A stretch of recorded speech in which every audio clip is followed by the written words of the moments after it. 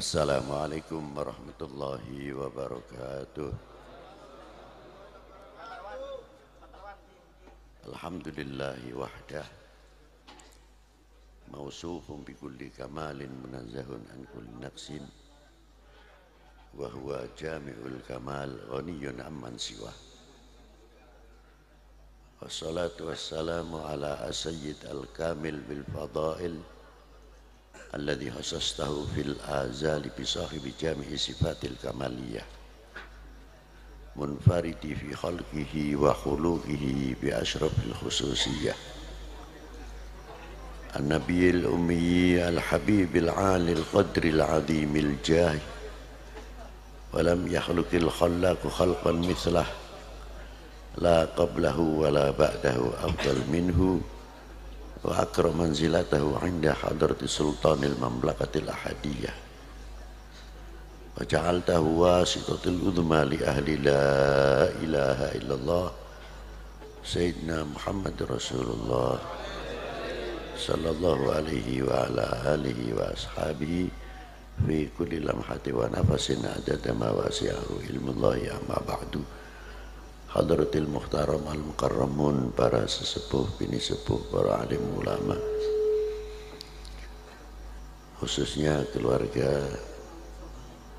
al-maghfirlah al-alimul allamah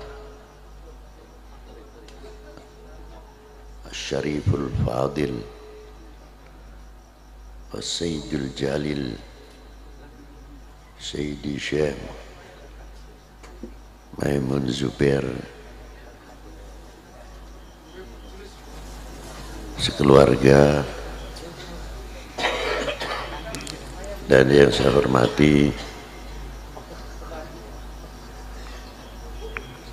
bapak-bapak dari instansi pemerintahan sipil TNI Polri yang selalu kita banggakan,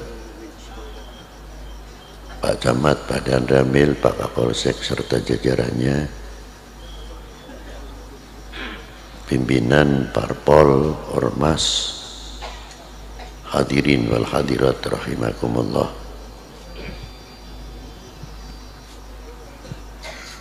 Belum lama kita ini baru satu kehilangan. Untuk sementara waktu sulit untuk mencari pengganti.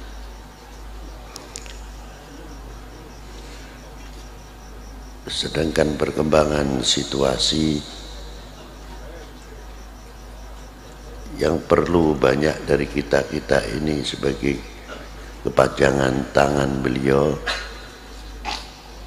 menunjukkan kemahabbahan, kecintaan kita kepada para beliau, mengemban amanat yang cukup berat dari beliau. Maka dari itu,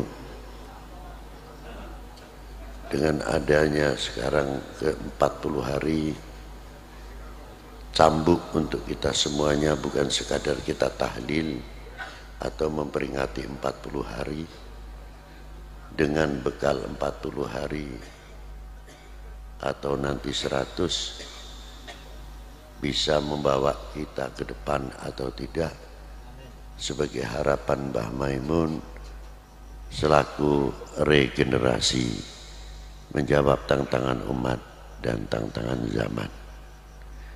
Ini tugas untuk kita semuanya, dan bukan satu hal yang enteng, karena perkembangan zaman. Saya sedikit mengingat sejarah ketika Rasulullah Shallallahu Alaihi Wasallam satu sisi beban yang akan dihadapi oleh umat, Rasulullah telah memberikan satu ketauladanan yang luar biasa. Hadits ini yang diriwayatkan oleh Abi Ishaq ketika didatangi Sayyidina Jibril alaihissalam dan di situ bersama Sayyidina Israel. Beliau bertanya bagaimana rasanya ketika sakaratul maut.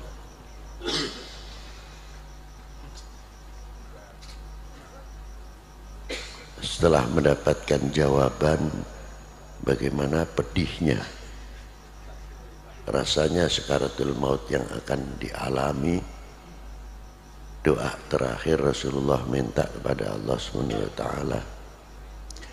untuk menunjukkan bagaimana rasa tanggung jawab seorang Rasul, seorang pimpinan terhadap umatnya.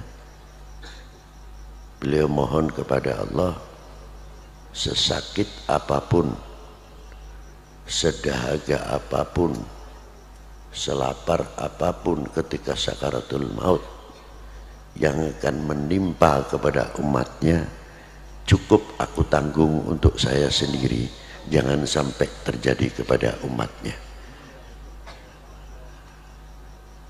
Warathah ini telah nyampe kepada para al-warathah, bahwa warathatil anbiya.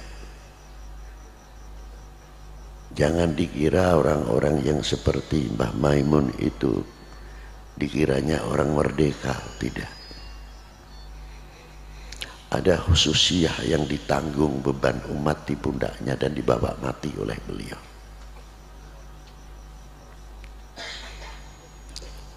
Bagaimana yang satu aulia menanggung balaknya umat, yang satu aulia mempunyai himayah yang luar biasa, termasuk tugas Mbah Maimun Zubair ini bagian yang hamlul bala di Indonesia. Itu tugas beliau. Beruntunglah orang-orang yang mau mengambil ilmu walau kana harfan dari beliau. Allah yanfa'una min barakatihim. Itu yang penting. Dari itu kita juga membayangkan bagaimana perjuangan yang dibawa beliau selalu berkiblat kepada wali tis'ah, wali 9. Kita tidak usah jauh-jauh, dulu kita berkiblat ke Hadramaut terlalu jauh, mau ke Baghdad terlalu jauh. Cukup di Indonesia ini bagian Hadramiyah, bagian Baghdadiyah, bagian sumber-sumber tasawuf itu telah komplit di Indonesia. Jangan kita mempunyai prasangka bahwa aulia-aulia yang ada di Indonesia ini kiranya makomnya tidak ada yang di sebagian negara-negara yang lain.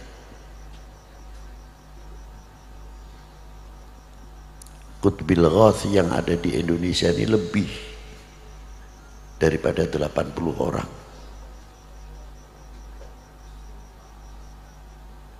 Yang kutub banyak sekali, seperti Maulana Sultanul Aulia wal Arifin Sayyidina Imam Ibrahim Mahdum bin Ahmad Rahmatillah bin Jamal bin Ibrahim Asmarakandi bin Jamaluddin Hussein bin Ahmad Shah Jalal bin Amir bin Abdullah Udmat Khan bin Amir Abdul Malik bin Alwi bin Muhammad Syed Marbat bin Ali Khalid Qassam bin Alwi bin Muhammad bin Alwi bin Ubaidillah bin Ahmad al-Muhajir bin Isa an-Naqi bin Muhammad al-Naqi bin Ali al-Uraidi bin Ja'far Sadiq. Ibunya Ja'far Sadiq adalah Sayyidah Farwah bintil Qasim bin Muhammad bin Abi Bakr Siddiq. Ayahnya Al-Imam Ja'far Sadiq Muhammad al-Baqir bin Ali Zainal Abidin bin Husain Sibti bin Ali bin Abi Talib wa bin Fatimah Zahra al-Batul binti Rasulullah sallallahu alaihi wasallam Rasul. Jadi aulia-aulia wali tis'ah khususnya yang ada di Indonesia, dzurriyyah Imam Ali, dzurriyyah Sayyidina Imam Abi Bakr Siddiq, dzurriyyatul Fatimah, dzurriyyah Sayyidina Muhammad sallallahu alaihi wasallam. Beliau terkenal Sultanul Aulia fi zamani fil Jawa, Sunan Bonang. Yang kedua Maulana Hashim Sunan Derajat itu termasuk. Yang ketiga Maulana Syarif Hidayatullah Sahib Jabal Jati, itu payungnya Indonesia, himayatul Indonesia, diantara dipegang sampai sekarang oleh beliau 3 hal. Dan diteruskan regenerasi. Belum yang kutub-kutub setelah beliau. Di Jawa Timur itu kayak apa wali kutub banyak, jangan dikira tidak. Jawa Tengah tidak ketinggalan, Jawa Barat juga sama. Jadi Indonesia itu mempunyai paku-paku, lopian-lopian yang patut untuk dijadikan contoh untuk kita semuanya. Bagaimana cara perjuangan beliau, kita ini menjadi ulama, menjadi kiai enak. Maaf saja, datang sudah tola'al badru alaina, ada yang pakai selawat, makanannya khusus, seolah-olah minumannya gelasnya khusus.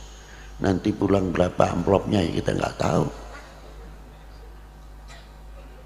Tapi apakah kita tidak pernah berpikir ketika eyangnya Mbah Kiai Ma'mun Zubair masuk ke daerah sarang, kita taikkan lagi wali-wali 9 yang terdahulu?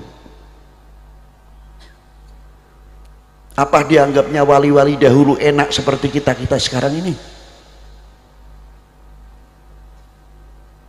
Menghadapi orang yang belum mengerti beriman, yang belum mengerti bersuci, kencing pun belum tentu ngerti cebok. Bagaimana yang dihadapi masih separuh telanjang dan lain sebagainya.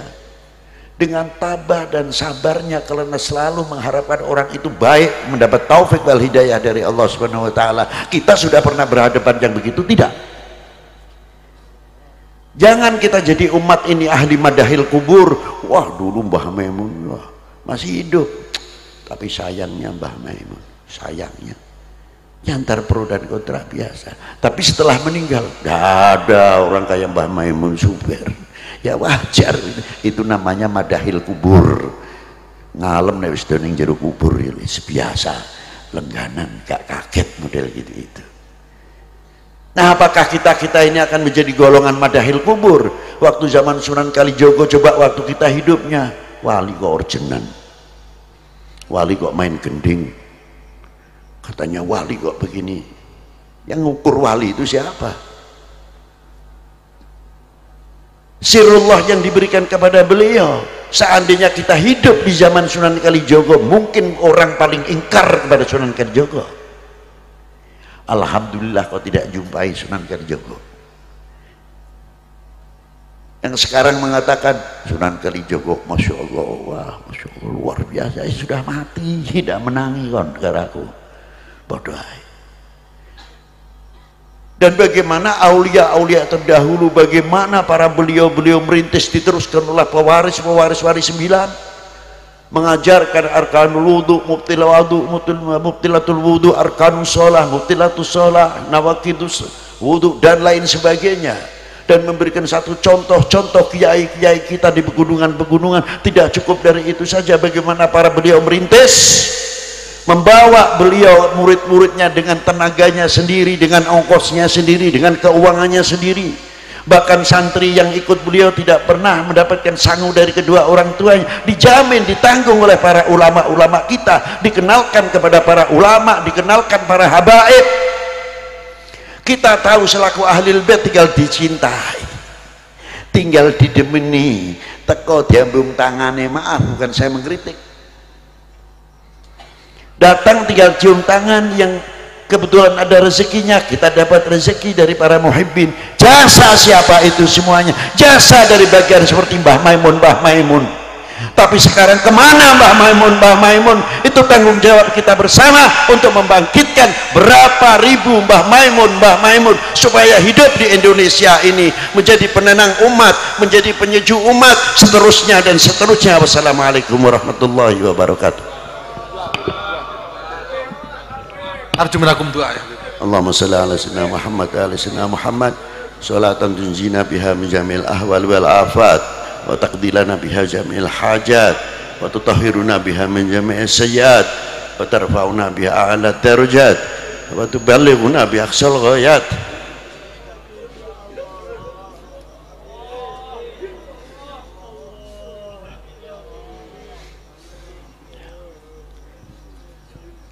اللهم اجعلنا من قطرتهم